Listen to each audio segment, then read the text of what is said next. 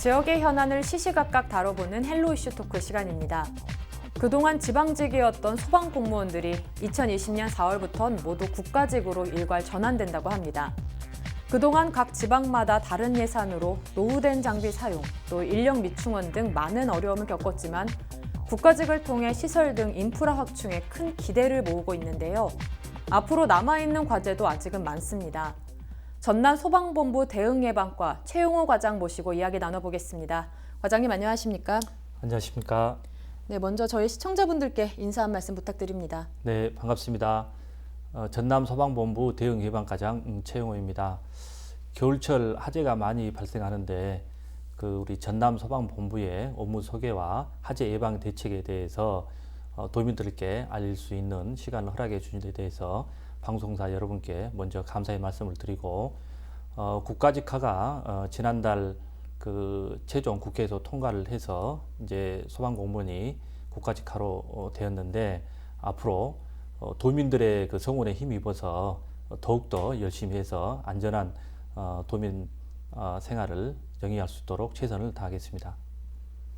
네, 오늘 이제 현재 전남 소방관들의 현황과 또 국가직으로 전환될 경우 규모에 대해서도 말씀해 주시죠.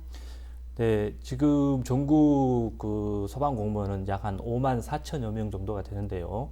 그 중에서 1.2%에 불과한 637명 정도가 국가직이고 나머지는 전부 다 지방직으로 되어 있습니다. 그런데 이번에 법률 통과로 인해서 내년 4월 1일부터 전원이 다 국가직화로 전환이 되겠습니다. 우리 전남에는 현재 소방공무원이요 3,475명인데 매년 약 한 400명 이상 채용을 하고 있습니다. 그러면은 2022년이 되게 되면은 5,041명에 이르고요. 이 인원이 충원이 되면은 우리 소방 활동에 많은 도움이 될 것으로 기대가 됩니다. 네, 이제 소방관들의 열악한 처우에 대해서는 지속적으로 이야기가 나오고 있는데요. 우리 시청자분들께 얼마나 그동안 또 열악했었고 힘든 상황에 있었는지 구체적인 사례들과 함께 말씀해 주시면 좋을 것 같아요. 네, 아마 국민 여러분들도 다 아시다시피 예전에 한 4년 전에 화재 현장에서 장갑이 부족을 해서 장갑을 개인들이 사비로 사서 활동을 했다는 그런 얘기가 있었습니다. 그래서 국민들이 이에 대해서 많은 공감을 하고 소방관을 도와주자 그래서 자발적으로 성금을 모금을 해서 저희들한테 기증하는 그런 사례가 있었습니다.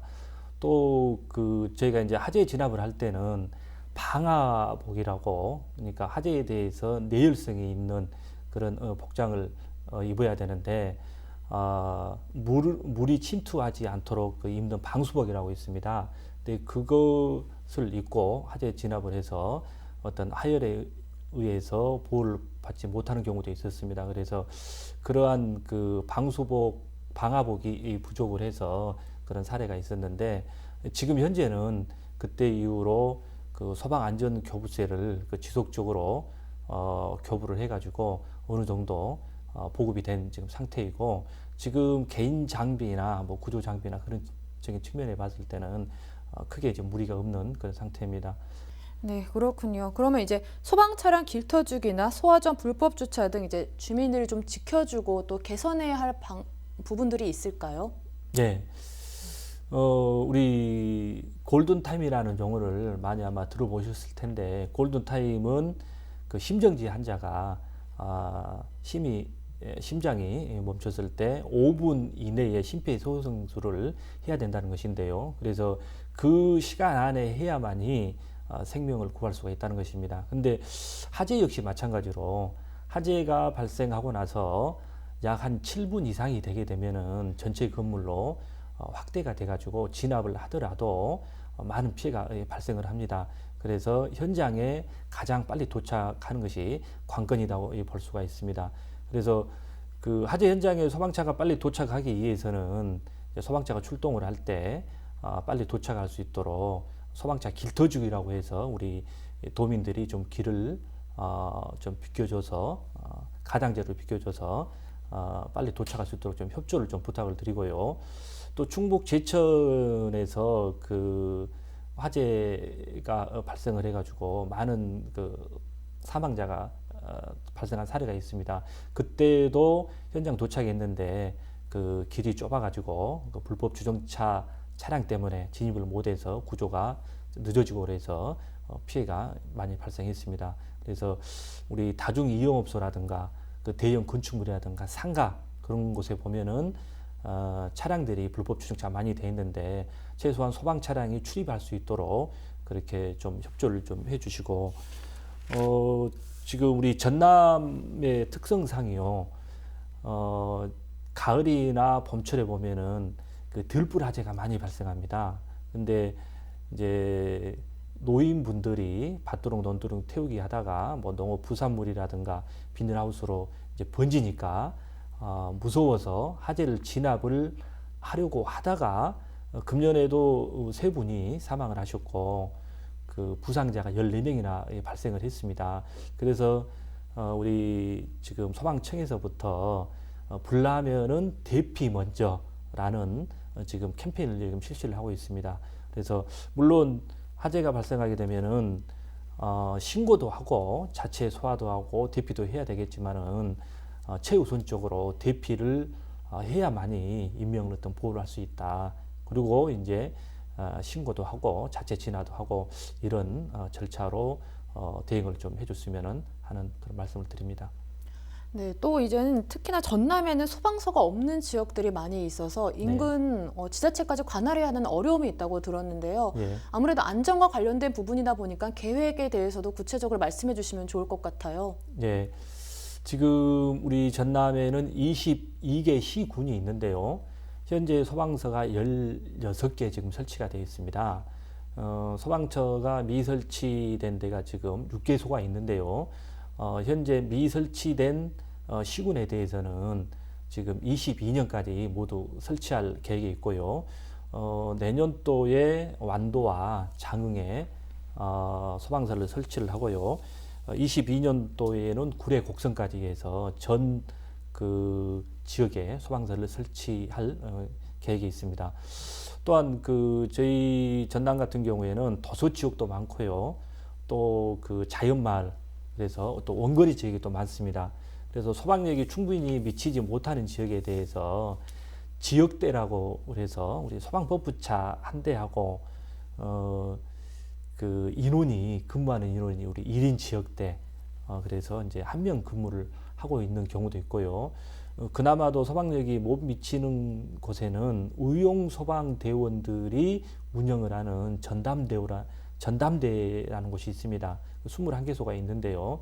이러한 지역들이 좀 있습니다. 그래서 지금 현재 이제 국가직화 되면서 예산도 이제 국가에서 이제 지원이 되고 또 지금 22년까지 약 1,500명 정도를 충원을 하게 되는데 이러한 그 지역대 우선으로 해서 인원을 보충을 하고요.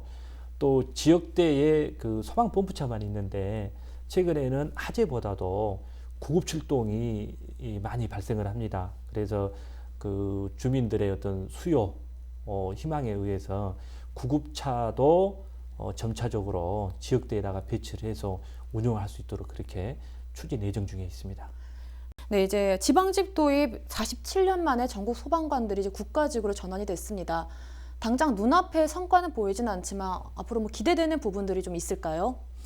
네, 그 국가직을 희망했던 뭐 두 가지 큰 그 관건이 우리 언론에서도 많이 그 노출이 됐다시피요. 첫 번째로는 지역 간의 소방 서비스에 대한 격차를 해소하자 하는 것입니다. 예를 들어서 서울이나 경기 같은 경우에는 좀 예산이 좀 풍부하기 때문에 차량이라든가 장비라든가 충분히 공급이 되고 또 운영할 수가 있습니다. 그런데 우리 이제 좀 재정이 열악한 우리 도라든가 뭐 강원도라든가 이제 도 지역에 보게 되면은 재정이 충분하지 못하기 때문에 장비를 사고 싶어도 좀 한계가 있고요. 인원을 충원하고 싶어도 좀 한계가 있습니다. 그래서 이제 국가직화가 되면서 지역 간의 격차를 좀 해소시킬 수 있다. 서울에 있는 국민과 우리 저기 완도에 있는 국민 동일한 수준의 소방 서비스를 받을 수 있는 어떤 그런 계기가 마련됐다 하는 것이 하나가 있고요. 또 하나는 지금 최근에 그 재난은 일부 시도에 국한되지 않고 대규모화되고 복잡화되고 아주 대형화됩니다. 그리고 또 장기화되고 한 예를 들면은 금년에 4월 4일 날 그 강원도 그 고성 지역 그쪽에서 산불 화재가 발생했지 않습니까? 당시에 시군을 넘어서 계속 확산되는 그런 상황이었는데 그때 그 문재인 대통령께서 산림과 소방 총력 대응하라는 그런 지시가 있어서 소방청장이 우리 소방 공무원들도 전국적으로 가용 자원을 총동원시키라는 그런 지시가 있어서 저희 전남에서도 적극적으로 참여를 했습니다. 당시에 바로 그 비상 동원령 그 명령을 받고요.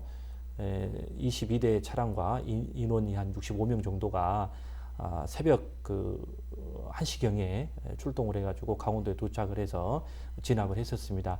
산불도 산불이지만은 산불이 발생하게 되면은 인근에 있는 민가에 또 많은 피해를 또 주고 그러지 않습니까? 그래서 그때 전국에서 차량이 동원돼가지고 민가에 대한 피해를 최소화시켰고요. 수습 복구하는 데도 많은 그 지원을 했었습니다. 그래서 그때 국민들이 우리 공무원들이 그 소방처럼 이렇게 일사불란하게 체계를 해서 어떤 지체계에서 대응을 하다 보니까 이렇게 빨리 그 진압이 될 수 있었다 하고 큰 호응을 받은 바 있습니다. 네, 이제 또한 전남소방본부가 2020년이면 장흥으로 신축 이전을 한다고 합니다. 이 부분에 대해서도 좀 구체적으로 이야기해 주시죠. 네, 전남소방본부가 내년도에 장흥으로 이전을 하게 되는데요. 그 이전을 하게 되는 큰 이제 이유는 지금 우리 긴급 구조 전화, 그러니까 즉 긴급 신고 전화하게 되면 크게 이제 세 가지로 이제 분류할 수가 있습니다. 민원 상담인 110이 있고요, 범죄 신고인 112가 있고, 그리고 이제 그 화재 구조 구급, 생활 안전에 관한 모든 신고는 119로 지금 통합돼서 다 들어오고 있습니다.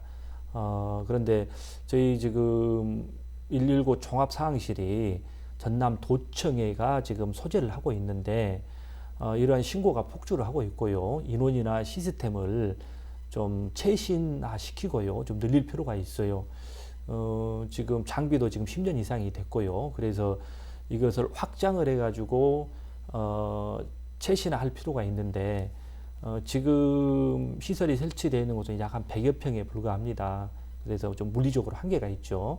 그래서 다른 어떤 공간으로 확대를 할 필요가 있어서 이전을 할 그런 계획을 세웠고요. 또 하나는 지금 골든타임에서 뭐 현장 도착하는 것도 있는데 그 어떤 재난이 대형화되게 되면은 현장 대응뿐만 아니고 지휘부도 현장에 출동을 해서 대응을 해야 됩니다. 근데 지금 전남소방본부가 도청에 지금 있는데 지금 서부권에 지금 치우쳐져 있는 그런 지금 실태입니다. 그래서 1시간 이내에 전남 권역을 헤드 컨트롤로서 어떤 관할을 할 수 있는 좋은 위치가 우리 요주, 순천, 광양에서 동부권이 있고 이쪽 서부권이 있고, 근데 이제 중부권이 강진이나 장흥 뭐 그쪽이 되는데 그쪽으로 이전을 하게 되면은 어떤 쉽게 좀 대응을 할 수 있다 하는 그런 장점이 있습니다. 네, 이제 이야기를 듣다 보니까요, 단순한 이전이 아니라 소방안전 클러스터를 구축하기 위해서 이전하는 것 같은데요. 네, 이제 소방은 행정부터 교육 훈련도 해야 되고 또 도민들에 대한 안전 의식을 함양시키기 위해서 이제 체험도 지금 필요하고 그렇습니다. 그래서 지금 이제 본부는 그쪽으로 이전 계획이 있고요. 아까 말씀드렸다시피 장흥 소방서도 내년에 이제 개서 지금 계획이 있고요. 현재 그 소방 교육대가 지금 있습니다. 나중에 이제 소방 학교로 승격시켜서 이제 교육을 시킬 지금 계획으로 있는데 약 한 5천여 명 정도의 지금 소방 공무원이 22년도까지는 인원이 그 정도 되는데 주기적으로 이제 교육도 시키고 이제 해야 되죠. 그래서 소방 교육대가 거기서 운영될 예정이 있고요. 또 하나는 우리 그 종합 안전 체험관이 있습니다. 지금 전국 시도에 다른 시도에는 거의 이제 설치가 돼서 운영이 되고 있는데 저희 도는 아직까지 지금 안전 체험관이 설치가 지금 안 됐습니다. 그래서 그것도 지금 소방청하고 지금 긴밀히 협의 중에 있는데 장흥으로 유치를 해서 행정, 현장 대응, 교육, 체험, 훈련까지 다 종합을 해서 어떤 통합 운영함으로 인해서 시너지 효과를 거둘 수 있도록 그렇게 지금 현재 계획 중에 있습니다. 또 그 외에도 혹시 기대해 볼 수 있는 효과들이 있을까요? 가장 중요한 것은 이제 1시간 이내에 이제 저희가 대응을 할 수 있다는 것이고요. 이제 또 하나는 이건 이제 좀 부수적인 그런 좀 사항입니다만은 지금 전남에 있는 관공서가 거의 대부분이 요 도청을 중심으로 해가지고 지금 이쪽 위치를 하고 있고 저쪽 동부권에도 이제 일부 이제 청사가 이제 있는 걸로 알고 있습니다. 근데 지금 중부권이 지금 현재 관공서도 없고 좀 경제적인 면에서 좀 활성화 좀 시킬 필요가 있거든요. 그래서 저희가 이제 장흥 쪽으로 이제 이전을 하게 되면은 저희 이제 직원들도 있고 또 교육도 하고 안전 체험도 하고 그러면은 지역 균형 발전하고 또 장흥에도 또 많은 어떤 발전이 좀 기대가 좀 됩니다. 네, 이제 낙후된 중남부권 균형 발전에 큰 도움이 될 것 같은데요. 아무래도 겨울철에는 화재가 많이 발생하는데요. 시청자분들께 안전에 대한 당부와 또 마지막 말씀 부탁드립니다. 네. 지금 겨울철에 화재가 가장 많이 발생합니다. 이제 연간 기준으로 했을 때 약 한 35% 이상이 이제 겨울철에 이제 발생을 하죠. 그래서 저희도 매년 11월부터 내년도 2월 달까지는 집중 어떤 예방 대책 기간으로 설정을 해서 저희가 중점적으로 화재 예방 대책을 추진하고 있습니다. 저희가 이제 몇 가지가 있습니다만은 이제 중요한 사항만 좀 말씀을 드리면은 노인 그 요양병원이나 요양원 같은 경우에는 와상 환자들이 좀 많이 있습니다. 예, 그래서 이제 그러한 곳에 화재가 발생하면은 용이하게 그 대피를 할 수 있도록 그 시설에 적합한 미끄럼대를 설치를 한다든가 또 어떤 배연창을 설치한다든가 그런 사항을 중점적으로 좀 하고 있고요. 또 우리 지역에서도 한 2년 전에 그 여수 수산시장에서 화재가 발생해가지고 약 한 50억 원 정도의 피해가 좀 발생한 바 있습니다. 그래서 이런 대형 건축물이나 전통시장 같은 경우에는 화재가 발생하게 되면 아주 대형 피해로 확대가 되거든요. 그래서 이런 대상에서 자발적으로 우선적으로 현장에서 대응할 수 있도록 보이는 소화기를 설치를 하고요. 그 상인들을 우리 의소대원으로 편입을 시켜가지고 매일 순찰을 돌고 또 우리 소방에서도 그 현장 점검을 하고 해서 예방에 적극적으로 하고 있습니다. 또 하나는 그 우리 임야 들불 화재가 많이 발생한다고 그랬는데 이분들한테도 화재가 발생하게 되면 대피 먼저 할 수 있도록 하고요. 또 금년에 11월 달에 들불 화재 발생에 대해서 저희가 이제 지도도 하고 계도도 많이 합니다만은 주민들이 적극적으로 좀 참여 안 하는 그런 것이 좀 있었습니다. 그래서 그런 부분에 대해서 조례를 개정을 해가지고 좀 과태료 처분까지 좀 할 수 있도록 그렇게 했습니다. 그래서 주민들이 꼭 뭐 과태료 처분이 문제가 돼서가 아니라 그 자발적으로 좀 참여를 해줘서 인명피해를 최소화시켰으면 좋겠습니다. 그리고 또 기본적으로 화재가 발생하게 되면은 신고도 하고 소화도 하고 또 뭐 대피도 한다는 거 다 알고 있을 것입니다. 그래서 이렇게 알고 있는 사항을 평상시에 좀 실천을 해줬으면 가장 좋겠다.